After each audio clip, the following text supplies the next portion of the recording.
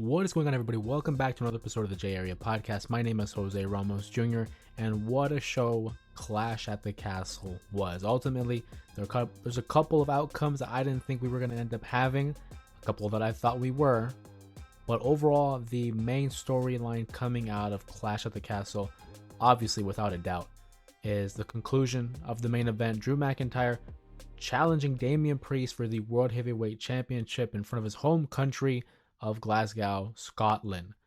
But that would not be the case. A lot of speculation leading into the event was whether or not we were going to have a second loss on the resume of Drew McIntyre at the event Clash at the Castle. But the other point of discussion, of course, was whether or not his huge rival, CM Punk, would make an appearance. It had been quite some time since we've seen CM Punk on WWE television. So for me personally, I thought to myself, well, he hasn't been on television in quite some time.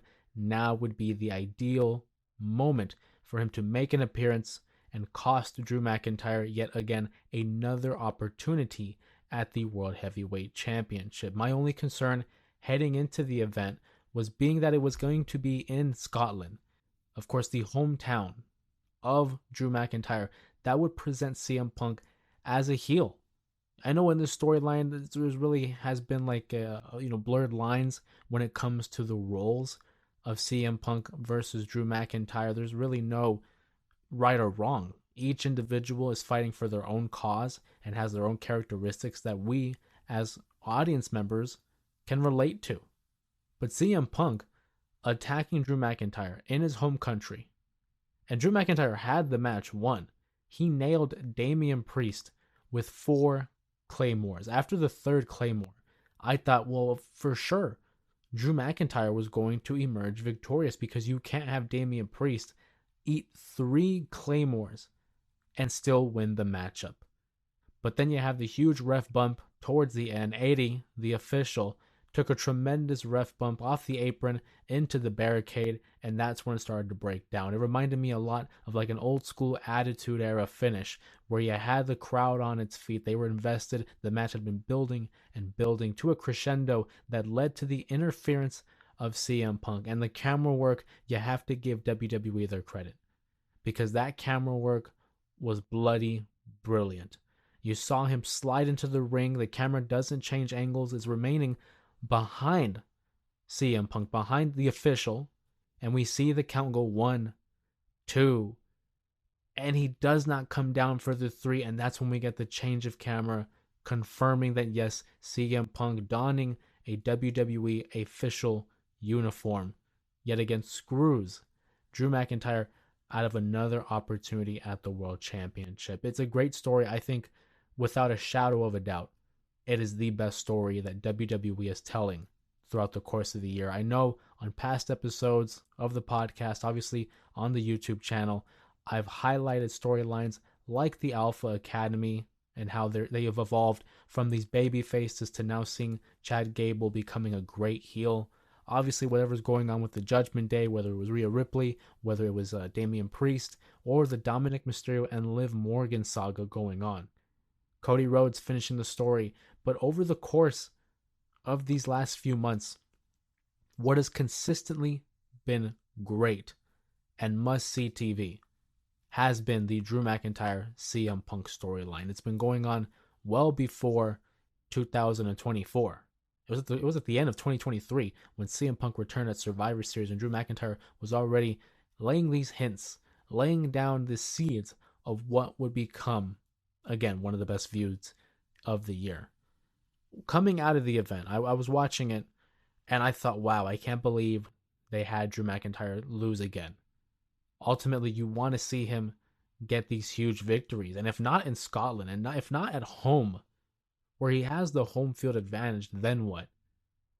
I'm very interested to see where they go forward with this story. I think we all know the inevitable plan of their SummerSlam matchup upcoming, Cleveland, Ohio, and it should be a great match. It'll be CM Punk's first official one-on-one matchup. Obviously, he made an appearance at the Royal Rumble event as the runner-up, losing to Cody Rhodes. But aside from that, he has not had real ring action, at least on television. I know there was that live event where he had his match against Dominic Mysterio at Madison Square Garden, but the quality of storytelling they've been having with this feud alone. Drew McIntyre has been one of the MVPs of the WWE this year, and obviously CM Punk being a huge draw on his own. You saw what he was able to do prior to leaving WWE, his work in All Elite Wrestling, and now he's only had one match, but I wouldn't even classify it as a real match because it was the Royal Rumble, right? And aside from that, he's still one of the top stars, one of the top billings in the company. This is a matchup that has all the makings of having an all-time classic conclusion. And I don't think it's going to just end at SummerSlam, with rumors saying that Bad Blood might occur again. They might hold another event of Bad Blood, which they haven't had since 2004. There's a possibility of it making its return this fall. This is definitely a feud that should be highlighted on that PLE. Love it. Absolutely love it. I know for some people they're calling into question this outcome of having Drew McIntyre lose, but given that we knew that Gunther, the King of the Ring, would be challenging whoever was the world champion at SummerSlam, that did kind of, lay a little bit of influence as to who would win the matchup. We know CM Punk will be facing Drew McIntyre. It's a foregone conclusion. So if Gunther is awaiting the champion, the odds of it being Drew McIntyre were very slim, but it all depends on whether or not CM Punk is cleared to compete. If he weren't cleared to compete, then absolutely you can have Gunther versus Drew McIntyre at SummerSlam. But being that that's not going to be the case, I think it's all but confirmed Punk is going to be cleared. He said in the post-conference show after Clash at the Castle, he will be skipping Monday Night Raw and instead will be appearing on Friday Night SmackDown, being that is emanating from Chicago, Illinois, his hometown, and he'll be sharing some hopefully good news. I'm thinking this is where he's going to announce that he's cleared to compete. Finally, we will be able to see CM Punk in a WWE ring in a one-on-one capacity. I can't wait. I look at this feud and it's really done wonders for both, especially because they were on the shelves for quite some time. Obviously, CM Punk has been injured since January, and after WrestleMania 40, Drew McIntyre spent some time, healing his wounds. Overall, Clash at the Castle, what a great event. You look at the Scotland crowd, the atmosphere that they brought, the energy that they brought not only to the Clash at the Castle event, but Friday Night SmackDown as well. The crowd chants, the atmosphere was electrifying to say the least. They really brought it from beginning to end. Of course, I would be remiss to not mention the Cody Rhodes AJ Styles I Quit match, which I thought was either going to be the opener of the matchup or would be the third match on the card. Obviously, it opened up the PLE in what I thought was a very entertaining matchup. It was simple. It followed all the rules you would expect from an I Quit match, but most of all, the highlight for me was that we were able to see some color, right? Especially in the last decade or so, the WWE has really stayed away from allowing their wrestlers to show some blood in their matches. And obviously, being that it is a new era, and we know it's Cody Rhodes who isn't afraid to pull out the blade, seeing him and AJ Styles both, donning a crimson mask of blood throughout this matchup only elevates it. I don't think blood is quite necessary in every single match. It doesn't have to be presented in a random match on Monday Night Raw, but when it is appropriate for the story, when it is appropriate for the stipulation that it is at hand, it can only elevate it. Given that they had Michelle Rhodes, Cody Rhodes' mama, in the front row, again, it only adds to the story. And she even got a little physical as well, as she slapped AJ Styles a few times around, trying to interject herself and protect her son and defend her son. But overall, a fun matchup. I thought it was a great end to their feud. I do not anticipate them going for 3. I don't see how you can, being that AJ Styles uttered the words, "I quit." And speaking of him uttering those words, my only complaint with the AJ Styles Cody Rhodes matchup maybe was the finish. It kind of felt a little anticlimactic for me, but given some time to think about it, in that moment I kind of, was left aback and I wanted a little bit more.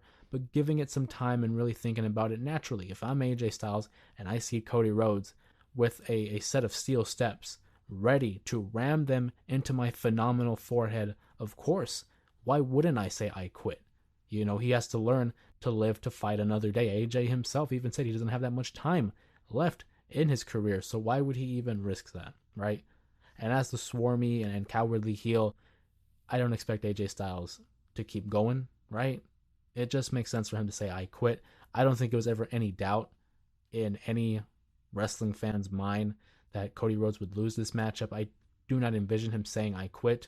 I did like the little wrinkle of references AJ Styles had made leading up to the event. For example, on the Friday Night SmackDown coming in to Clash at the Castle, he mentioned how much Cody Rhodes had been saying it, how easy it rolls out of his mouth, and how it seems just like nature to Cody Rhodes. Because honestly, it is one of those rules that a babyface should not be saying I quit leading into the matchup, of course, because we go back to the 1999 Royal Rumble event when The Rock defeated Mankind in their I Quit match by usage of a recording, a pre-recorded Mick Foley screaming the words I quit in one of the promos that he had leading up to the event. But that in itself I thought was very intelligent. I love little details like that because you think about stuff like that. And when I go back to my memories of an I Quit match, the 1999 Royal Rumble between Mankind and The Rock, that's one of the very first ones that I think of. What a gnarly matchup that was. I still remember seeing the chair shots that The Rock delivered to Mick Foley, and I say I remember them as if I was there live, but I remember growing up and buying the Royal Rumble box set and watching that matchup over and over again. And it was the subject of that famous documentary Beyond the Mat. So if you haven't checked out either the matchup or the documentary Beyond the Mat, I highly suggest you do so. But if you are a fan of the podcast and you've been following it since its inception, covering pro wrestling, I'm going to assume you've already watched it, right? Clash at the Castle, like I said, we'll get right back to it. What an event, right? The tag team titles were in a triple threat matchup. It was Jade and Bianca Belair defending them against Shayna Baszler, Zoe Stark, and Alba Fire and Isla Dawn. I thought it was very interesting how they had Fire and Dawn lose their matchup on Monday Night Raw in such a fashion, almost as if they were an afterthought, and it left you thinking, why are we even pushing them to this card if they're going to lose like that? But part of me did have that thought of, well, maybe it's a swerve. Maybe they want you to think that these two are not ready for a tag titles match, so that when it came to the event, Clash at the Castle, they ultimately win and they become champions in their home country. I loved it. I thought it was great. I'm looking forward to see what they do with Jade and Bianca moving forward. But certainly it was a great little feel-good moment for our new champions. Again, Alba Fire and Isla Dawn. Good for them. I hope they're able to elevate these tag titles even further. And you look at what Jade and Bianca did. They did a tremendous job at giving those titles a semblance of importance. Every time they defended the titles, it felt like it mattered. So I'm looking forward to seeing what we can do further, not only with their storyline and the progression of Jade Cargill, but as well as what we can do to carry the momentum of this tag title reign. I think it's great that you give it to Alba Fire and Isla Dawn. They certainly earned it. And not only does it give them opportunity to, do something of importance, of significance by carrying these tag team titles, but it also gives the fans something fresh to look forward to. Anytime you have a title change, very interesting to see what direction we're going to go with that. But you want to talk about title changes. One title that did not change and that I predicted would, right? I'll be a man of my word. I was incorrect when I predicted Chad Gable would win the Intercontinental Championship. No, Sami Zayn would successfully retain. But the story coming out of that matchup is, what are we going to do about the Alpha Academy, right? Otis and Maxine were both given instruction by Chad Gable, and they were unsuccessful in fulfilling these orders, which is what led to Chad Gable's timely defeat. And after Sami Zayn defeats Chad Gable, surprising him with a haluva kick, 1, 2, 3, let's go home. He's leaving the ring, heading to the back, and he gestures to Chad Gable, we're done. The story's over.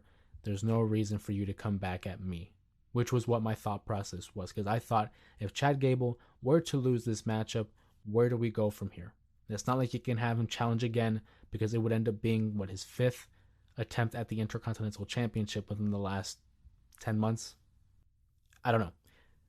But he leaves the ring, and you look into the eyes of Chad Gable. This is a man who's about to snap. I would not be surprised if on Monday Night Raw tonight he attacks Otis and Akira Tozawa, and he unleashes, again, the rumored new version of the Alpha Academy, which would include the Creed brothers and Ivy Nile. I think it's just a matter of time until we have that happen.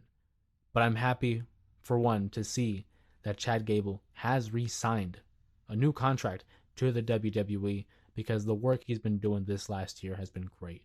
Ever since Triple H has taken over as the head of creative, you've seen the direction that they've taken with the Alpha Academy, with Chad Gable being able to highlight his wrestling skills and that of his character skills. He's been one of the best consistent workers on the mic and on the mat in the company. And the work that he's been putting in as the heel on Monday Night Raw, second to none. I'm hoping that eventually he's able to have this Intercontinental Championship reign, but ultimately I think he's going to be feuding with Otis next. I think that's the next feud, that's the next progression that we lead towards with Chad Gable, with hopefully a sound result.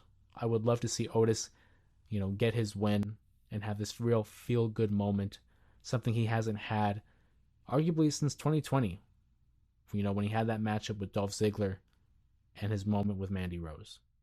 But at the same time, I want to see Chad Gable keep elevating his game.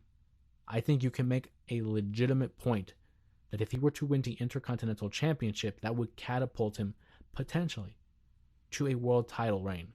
I don't know if he wins the world championship, but he certainly, I think, is capable of hanging with the best of them. Imagine matches against Gunther for a world championship, matches against Damian, Drew McIntyre, Jey Uso, I don't know. I mean, you can throw him up there with any of the best, and I know he'll be able to carry his own. Speaking of carrying their own, Piper Niven. What a great showing for Piper Niven. Having her, again, another well-deserving superstar in their home country, having a title opportunity against the reigning and defending women's champion Bayley. Great showing by both women there. And special shout out to Chelsea Green, who always remains one of the more entertaining members of the roster. But ultimately, Bayley would emerge victorious. She would retain the women's championship. Shout out to Piper Niven for having her opportunity at that women's title. But I think we all knew it was elementary. Bayley would defend her title. We're just building towards that SummerSlam matchup between her and Nia Jax, where I think ultimately, if you were to ask me right now, my thought process at the moment is that Nia Jax will win that title. I think Bayley, had her moment at WrestleMania. She's been a great champion, having great matches, but ultimately that title reign is going to have to come to an end. And I think at SummerSlam, we're going to see Nia Jax, and I think Nia Jax has earned it, because since coming back in the fall of last year, of 2023, I think there's an argument to be made that this has been her best run in all of WWE in terms of, her initial run in NXT, coming to the main roster, the pandemic era, but now in the current status of the WWE and her booking, it's been consistent. Now she's the queen of the ring. I like what they're doing with Nia Jax. Again, I've always found her to be entertaining as a character. There were times where in-ring wise, it was lackluster, but I think you can see there's improvement. I really do. And I hope that they're able to give her a decent run as the women's champion. It's going to be interesting to see who will defeat her for that title, because I can see her having a dominant run, perhaps till WrestleMania, until they find someone of credibility to defeat her. I don't know. That's yet to be seen. But overall, the event Clash at the Castle, I thought was a success. I think anytime you have these PLEs in, other countries, whether it is Puerto Rico, whether it's France, Saudi Arabia just had a great showing at King and Queen of the Ring, and now Scotland is added to that list of names. I think this is exactly why they need to have more PLEs outside of the US. It's a great opportunity to highlight the WWE product and giving fans outside of the country of the United States this opportunity. So now, because there's these countries who have had limited opportunities at having these big events, they're showing in and they're showing out and they're giving us everything they got and demonstrating why it's so important to have these events become worldwide, because you have to remember in the acronym WWE, that first W is world, right? It's been tremendous. I thought it was great as a whole show. Entertaining. I thought they did a wonderful job. I can't have enough praise for the WWE at this moment. There have been some hiccups, I will say. Whether, like I said, it was like the matchup on Monday Night Raw with Alba Fire and Isla Dawn, but it was rectified on this card, right? So WWE is firing on all cylinders, and it's just such a great time in pro wrestling. Whether it's All Elite Wrestling highlighting some of the best talent in the world, whether that is Will Ospreay, Okada, Mercedes Moné, Swerve Strickland as the world champion, MJF coming back, TNA and their increasing popularity and working relationship with the WWE. For those who weren't aware, Tatum Paxley just made an appearance at Against All Odds this past weekend as a challenger for Jordynne Grace's TNA Knockout Women's Championship. Unsuccessful, but still, it's great to see that there's cross promotion in between the TNA brand and the WWE brand as well. So I mean, just great, just great. But with that being said, what was your guys' favorite matchup coming at a Clash at the Castle? In terms of your predictions, how many did you get right? Which storylines are you looking forward to in terms of the fallout of Clash at the Castle? And with Money in the Bank on the horizon, who are your favorites to win the men's Money in the Bank ladder match as well as the women's match? But with that being said, my name is Jose Ramos Jr. Always a genuine pleasure bringing you guys another episode of the J Area Podcast. And with that being said, I will see you guys in the next episode.